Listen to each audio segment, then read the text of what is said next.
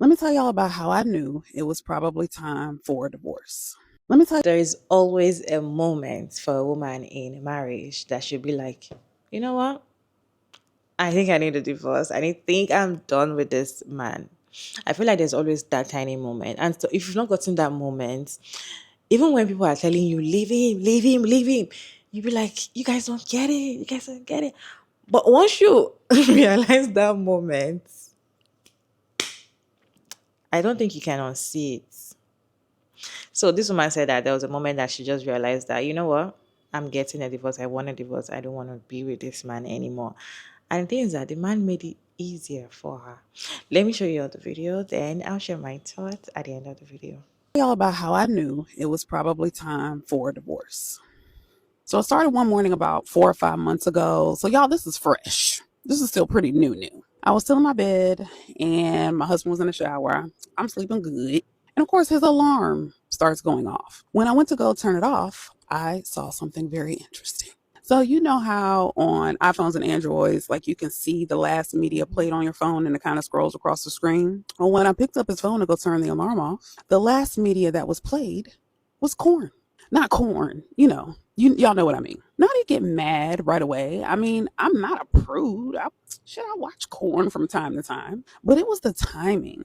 It was 7 in the morning, right before work, and it was just sitting there on his screen like it was the weather app. The reason this bothered me is because a couple years back, he had had an emotional affair that apparently had carried on for like a year.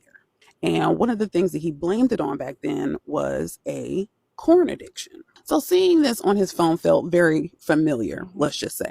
So I texted him, probably not the best way to deal with this, but I wanted to name what I saw and give him a chance to be honest. So I told him, I said, I wasn't snooping. I just was turning off your alarm. Is there anything that I should know? This is what I asked him. So this Negro immediately calls me and he's like, well, I wasn't expecting you to see this. And I was like, well, shit, I wasn't expecting to see it either. Is there anything going on? He's dodging me. He ducking, dodging, not trying to answer the question. Finally, after the third time I asked, he finally said it. He'd been thinking about polyamory. Y'all didn't see it going there now, did you? Now listen, polyamory wasn't even new to us. Not that we participated in it, but I had casually brought it up to him over like a decade ago.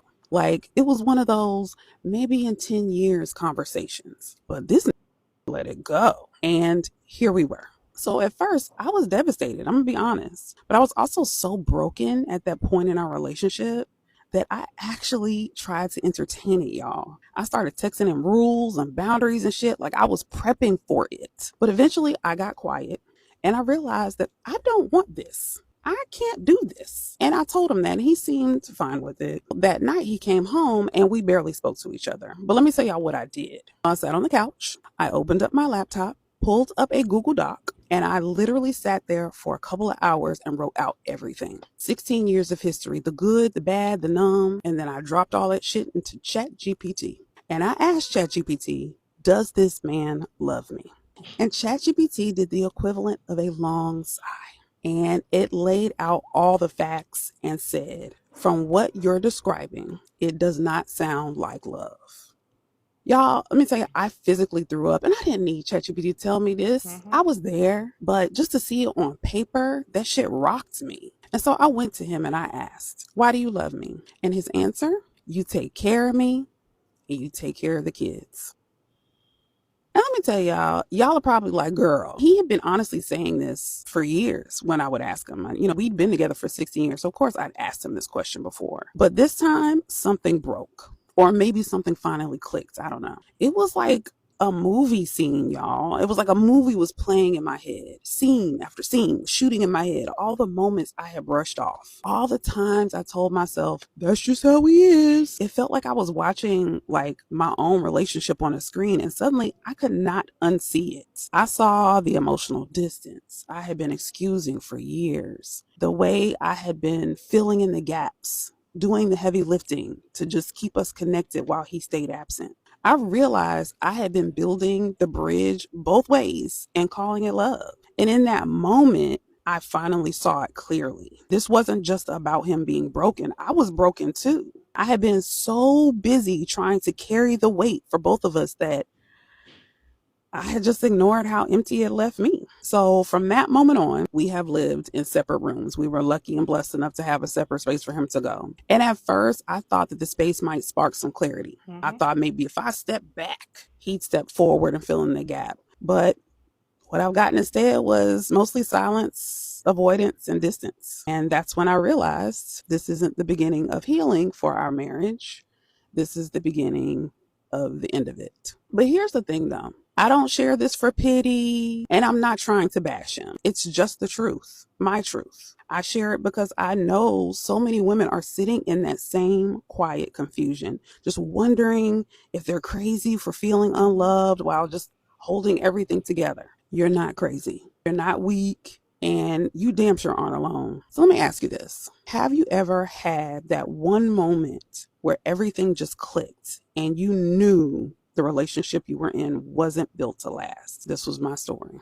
I told my husband 3 months ago that I thought divorce was the best idea, that it was time. And I said it calmly, no yelling, no threats, just truth. And I think that's what threw him off because he heard me, but he didn't believe me. In hindsight, I think he looked at me like, this girl just venting. Maybe he even thought I was tired and I'd get over it like I always had before. He gave me space after that. Not the kind that brings peace, the kind that feels like distance dressed up as patience. Maybe deep down he thought the space would make me miss him, make me come to my senses, if you will. Hell, maybe he was just hoping the silence would magically reset things without him having to actually do any work. But all it did was give me room to see the truth more clearly. And then there was that night.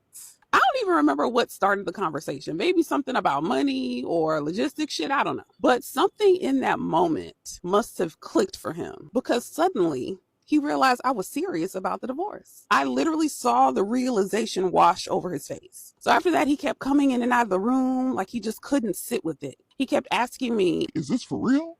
Are we done?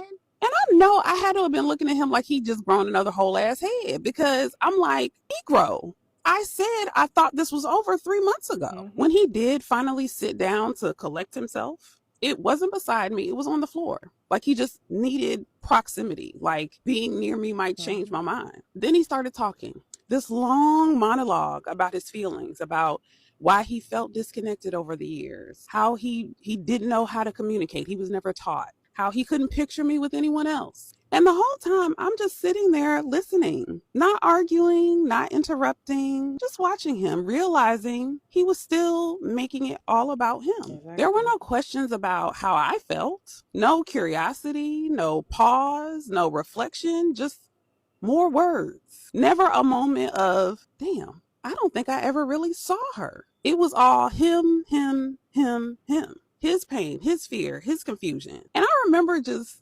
staring at him with like a slow blink, like, you still don't see me. Even in your heartbreak, I'm still invisible. And that was the quietest kind of closure, realizing that even in the moment he finally got it, he still didn't. Because this whole thing, even the ending, was still being narrated from his perspective.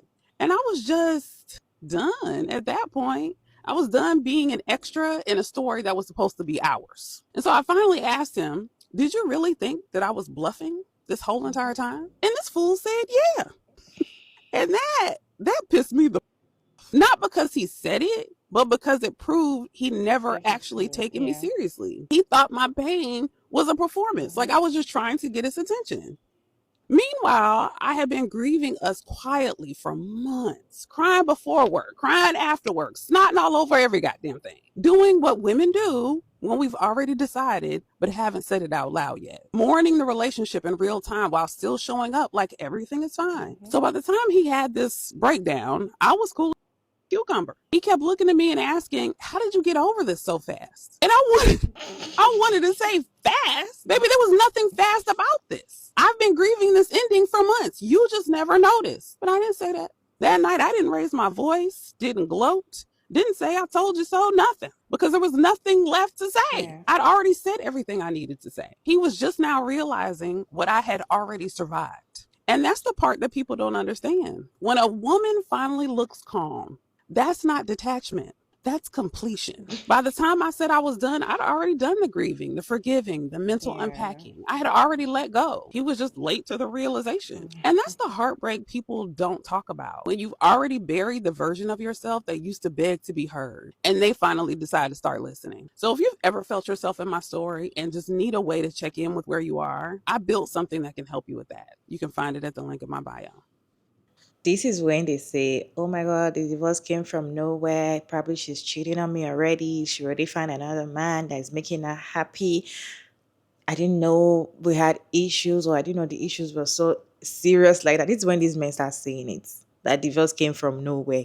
But the divorce did not come from nowhere. It was already there. Like you gave make it easy and did that. Once they kind of go quiet and allow you to sit to your emotions and all of that, they think that they're actually punishing you. They don't know they're punishing themselves. They don't know they're making it easier for the woman to leave or walk away or to even heal even while she's with you.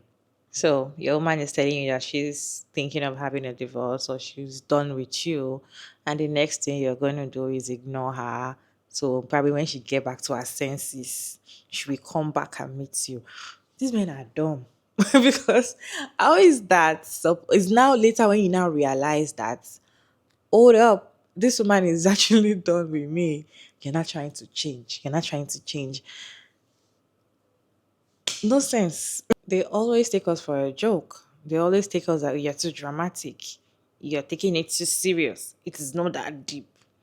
So when you tell them how you feel, you tell them what you're feeling, and when it's hurting you, that things can change, that you guys can work things out at that point, that you're still talking. Because when a woman is still talking and telling you, oh, this thing I don't like it, this thing I don't like, she still wants things to change. She's still gonna give you chances. But then those periods they're like, you're too dramatic, you don't get it. Yeah. The fact they ignore you, they feel like you're just saying rubbish until you've gotten to a stage whereby they've seen that, oh no, this man is gone even while she's with you. That is when these men start to change. That's when they start doing exactly the same thing you're telling them to do that was difficult for them to do. But then to you, then, oh, now for you is now like, what are you doing? It's too late. It's too late. I feel like most women actually pass through that stage before they finally leave their man.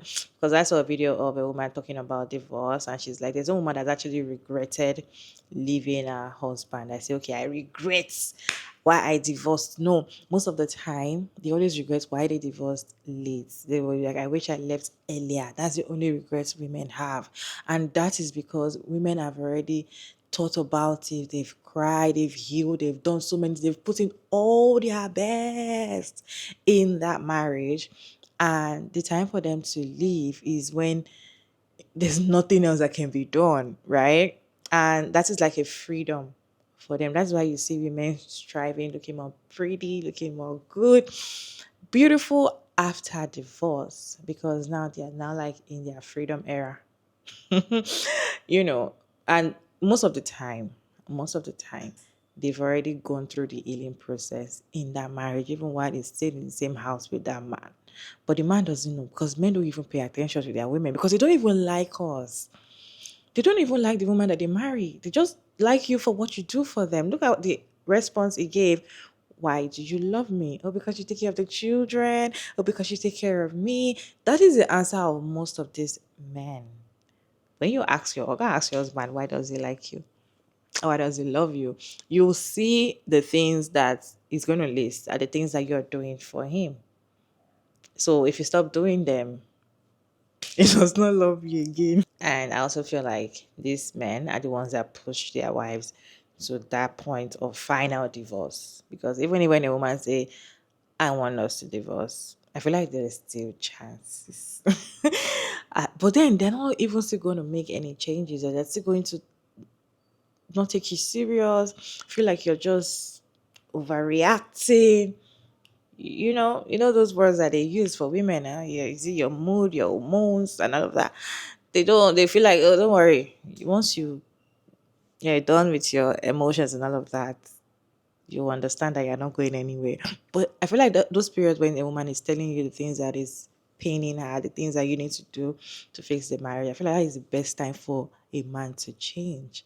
It is not when you finally realize that she's finally gone in that marriage. That's when you feel like she needs to change. Or that's why you feel like you need to change. Because by then, she doesn't actually care if you change or not because she's gone. You guys, what is your take on this video? Let me know your thoughts about this video down in the comment section. Respectfully, as always, Sugar Mara David, and thank you so much for tuning in today's video. I hope you enjoyed this one. Please like and share and subscribe, and I'll see you in my next one, guys. Bye.